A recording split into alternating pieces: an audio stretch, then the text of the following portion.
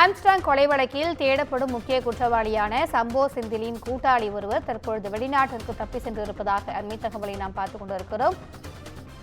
Armstrong கொலை வழக்கில் தேடப்படும் ரவுடி சம்போ செந்திலின் கூட்டாளி ஒருவர் வெளிநாட்டிற்கு தப்பி ஓடியிருக்கிறார்.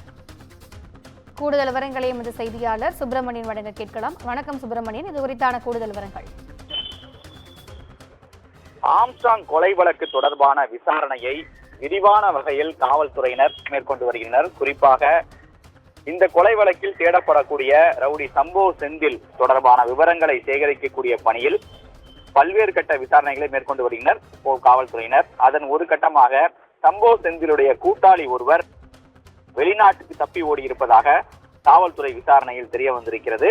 அவரது பெயர் கிருஷ்ணன்.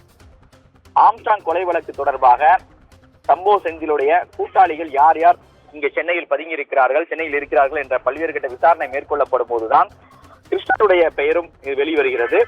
கிருஷ்ணன் வெளிநாட்டிற்கு தப்பி சென்றிருப்பதும் தற்போது விசாரணை தெரிய வந்திருக்கிறது.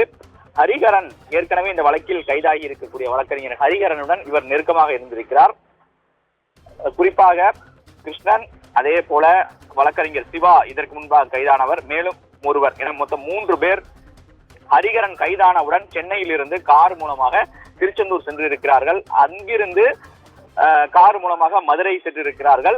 அங்கு கிருஷ்ணன் தனது காரை சிவாவிடம் கொடுத்து சென்னைக்கு செல்லும்படி அறிவுறுத்தியிருக்கிறார். இதன் பிறகு கிருஷ்ணன் தனது நேரடியாக கோவை சென்று தனது மனைவியை அழைத்துக் கொண்டு தாய்லாந்திற்கு தப்பி ஓடிவிட்டதாக தகவல்கள் வெளியாகி இருக்கிறது. காருடன் சிவா சென்னை வந்தபோதுதான் காவல்துறையிடம் சிக்கிக் கொண்டார். அவரிடம் விசாரணை என்பது மேற்கொள்ளப்பட்டிருந்தது.